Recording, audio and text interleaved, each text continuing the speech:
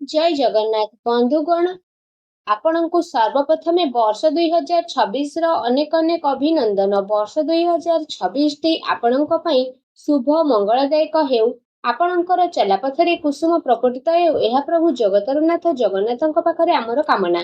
ଆଜିର ଭିଡିଓରେ ଆମେ କହିବା 2026 ବର୍ଷଟି କନ୍ୟା ରାଶିର ବ୍ୟକ୍ତି ବିଶେଷ ମାନଙ୍କ ପାଇଁ କିପରି କଟିବ ସେ ବିଷୟରେ।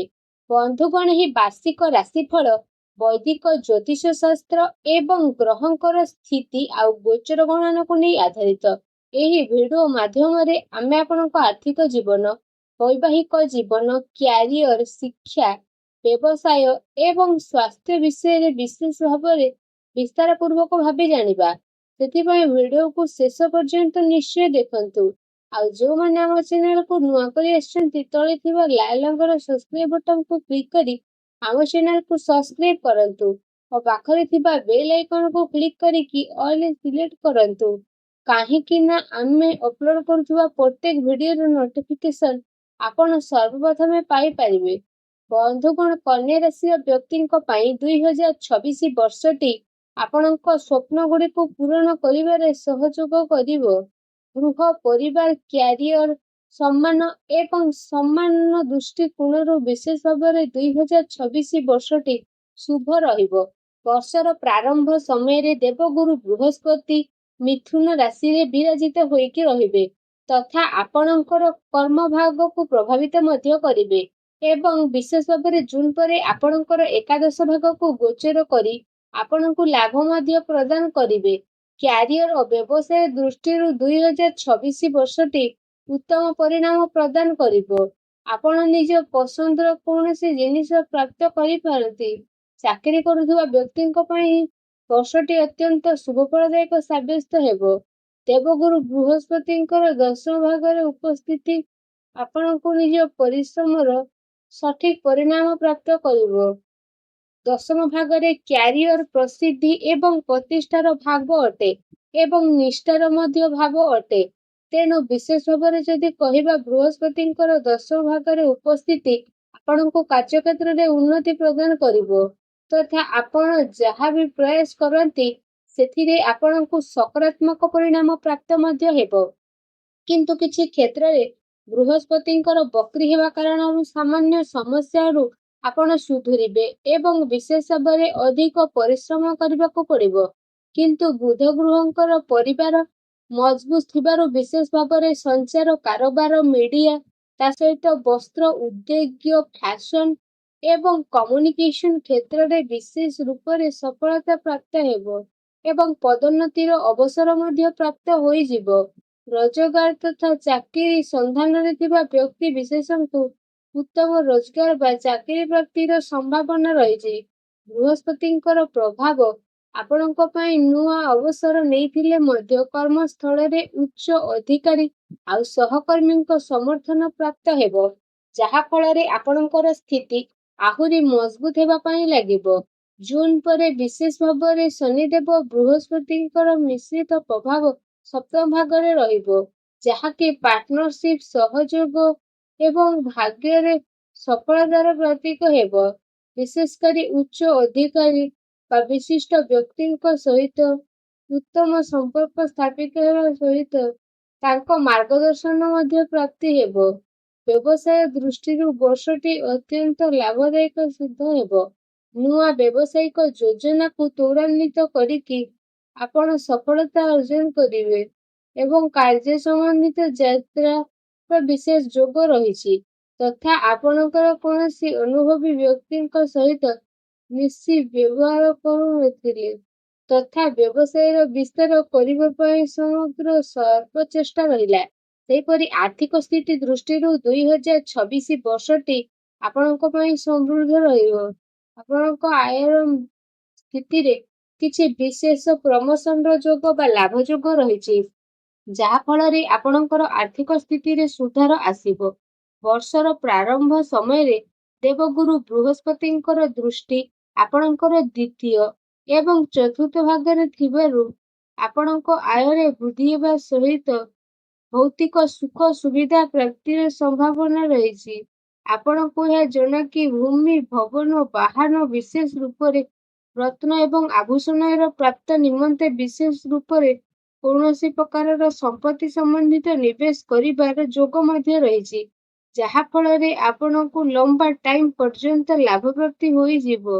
ନୂଆ ଆର୍ଥିକ ଅବସରର ପ୍ରାପ୍ତ ହେବ, ଯାହା ଫଳରେ ଆପଣଙ୍କର ଆୟରେ ବୃଦ୍ଧି ଘଟିବ। ଆପଣ ନିଜର କାର୍ଯ୍ୟ କ୍ଷେତ୍ରରେ ଅଧିକରୁ ଅଧିକ ପରିଶ୍ରମ କରିବେ ଏବଂ ଏହାର ସକାରାତ୍ମକ ପରିଣାମ ମଧ୍ୟ ବିଶେଷ ଭାବରେ ଦେଖିବାକୁ ମିଳିବ। କିନ୍ତୁ ଆପଣଙ୍କର ସୁଖ ସୁବିଧାରେ ଖର୍ଚ୍ଚରେ ବୃଦ୍ଧି ହେବାର ସମ୍ଭାବନା ରହିଛି। ସେଥିପାଇଁ ଅନାବଶ୍ୟକ ଖର୍ଚ୍ଚରେ ନିୟନ୍ତ୍ରଣ ବନେଇକି ରଖନ୍ତୁ। 3 ଲୋକରେ ମାତାଙ୍କ ପକ୍ଷରୁ ମଧ୍ୟ କିଛି ଆର୍ଥିକ ଲାଭପ୍ରାପ୍ତି ହେବ। ବର୍ଷର ଦ୍ୱିତୀୟାର୍ଦ୍ଧରେ ଦେବଗୁରୁ ବୃହସ୍ପତି ଏବଂ ଚତୁର୍ଥରେ ଗୋଚର କରିବେ, ଯାହାଦ୍ୱାରା ଆପଣଙ୍କର ଏକାଦଶ ଭାଗରେ ବିରାଜିତ ହୋଇକି ରହିବେ, ଯାହାକି ଆପଣଙ୍କର ଧନ ଓ ଲାଭର ବିସ୍ତାର କରିବ ଆଉ ଅତ୍ୟନ୍ତ ଶୁଭ ରହିବ। ପୂର୍ବରୁ ଫସି ରହିଥିବା ଧନ ଆପଣ ଫେରି ମଧ୍ୟ ପାଇପାରିବେ ଏବଂ ଆପଣଙ୍କର ଅତିରିକ୍ତ ଆୟରେ ମଧ୍ୟ ନିରନ୍ତର ବୃଦ୍ଧି ଘଟିବ। ଆପଣଙ୍କର ଇଚ୍ଛା ଆଉ ଆକାଂକ୍ଷାକୁ ପୂର୍ଣ୍ଣ କରିବାରେ ବିଶେଷ ରୂପରେ ଦେବଗୁରୁ ବୃହସ୍ପତିଙ୍କ ସହଯୋଗର ସ୍ଥିତି ବଢ଼ିବ। ଆପଣଙ୍କର ସମର୍ପଣ ଏବଂ ଆପଣଙ୍କର ପରିସ୍ଥିତି ଆପଣଙ୍କୁ ସହାୟକ ମଧ୍ୟ ପ୍ରଦାନ କରିବ ଏବଂ ଆପଣ ଆର୍ଥିକ ରୂପରେ ଆତ୍ମନିର୍ଭର ଅନୁଭବ କରିବେ। କିନ୍ତୁ ବର୍ଷର ମଧ୍ୟ ଭାଗରେ ଆପଣଙ୍କୁ ବ୍ୟୟ ଭାଗରେ ନିର୍ମାଲ୍ୟ ସ୍ଥିତି ରହିବ। ଏହି ଅବଧିରେ ପରିବାରରେ କୌଣସି ମାଙ୍ଗଳିକ ଆଉ ସାମାଜିକ କାର୍ଯ୍ୟ ମଧ୍ୟର ସ୍ଥିତି ରହିଛି, ଯାହା ଫଳରେ ଆପଣଙ୍କର ବ୍ୟୟ ଭାବରେ ବୃଦ୍ଧି ଘଟିବ। ସେହିପରି ପ୍ରେମ ଆଉ ବୈବାହିକ ଜୀବନ ଦୃଷ୍ଟିକୋଣରୁ 2026 ବର୍ଷଟି ମଧ୍ୟମ ଧରଣର ଫଳ ପ୍ରଦାନ କରିବ। ବର୍ଷର ଆରମ୍ଭରେ ବୃହସ୍ପତିଙ୍କର ଶୁଭ ପ୍ରଭାବ ତୃତୀୟ ଆଉ ପଞ୍ଚମ ଭାଗରେ ରହିବ, ଯାହା ଫଳରେ ଆପଣଙ୍କର ପ୍ରେମ ଜୀବନରେ ସକାରାତ୍ମକ ପରିବର୍ତ୍ତନ ଆସିବ। ଟ୍ରେନିଂ ସହିତ ସମ୍ବନ୍ଧରେ ବୁଝାମଣା ଆଉ ବିକାଶର ବିଶ୍ୱାସ ହେବ।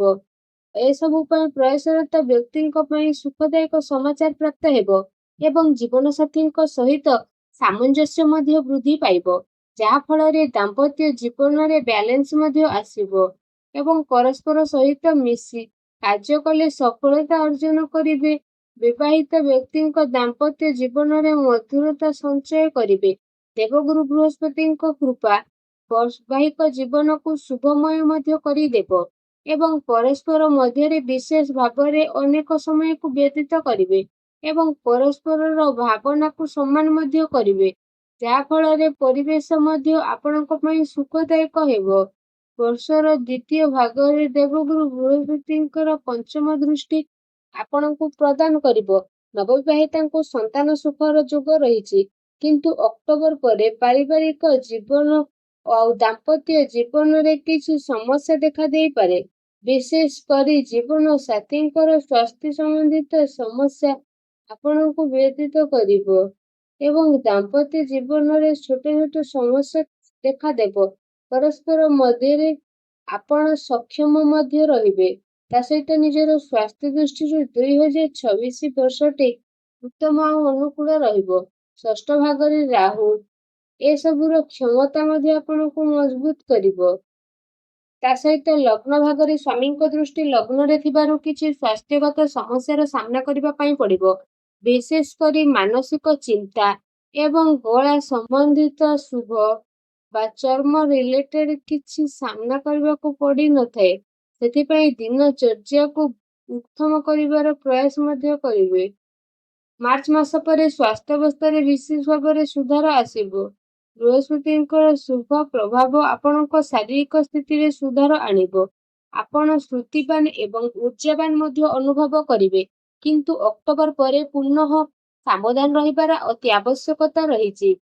ଏହି ଅବଧିରେ ଗୁରୁ କେତୁଙ୍କର ଯୋଗ ହେବାରୁ ସ୍ୱାସ୍ଥ୍ୟ ମଧ୍ୟ ସାମାନ୍ୟ ଦୁର୍ବଳ ରହିବ। ବିଶେଷ କରି ଋତୁକାଳୀନ ସ୍ୱାସ୍ଥ୍ୟଗତ ସମସ୍ୟା ଆପଣଙ୍କୁ ହଇରାଣ କରିବ। ସେଥିପାଇଁ ସ୍ୱାସ୍ଥ୍ୟାବସ୍ଥାର ବିଶେଷ ଧ୍ୟାନ ରଖନ୍ତୁ। ଆପଣଙ୍କ ପାଇଁ ପ୍ରତିକାର ହେଲା ଆପଣ ପ୍ରତ୍ୟହ ଭଗବାନ ଗଣେଶଙ୍କର ପୂଜାର ଅର୍ଚ୍ଚନା କରନ୍ତୁ ଓ ଧୂପ ଦିଅନ୍ତୁ, ଶୁଭ ଫଳ ପାଇବେ।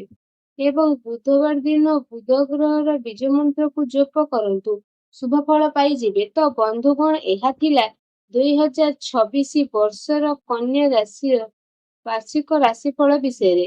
ଯଦି ଭିଡ଼ିଓଟି ଆପଣଙ୍କୁ ଭଲ ଲାଗିଥାଏ ତ ଲାଇକ୍ ସେୟାର କମେଣ୍ଟ କରି ନିହାତି ଜଣାଇବେ। ଆଉ ଆମ ଚ୍ୟାନେଲକୁ ସବସ୍କ୍ରାଇବ କରିବାକୁ ଭୁଲନ୍ତୁ ନାହିଁ। ଜୟ ଜଗନ୍ନାଥ।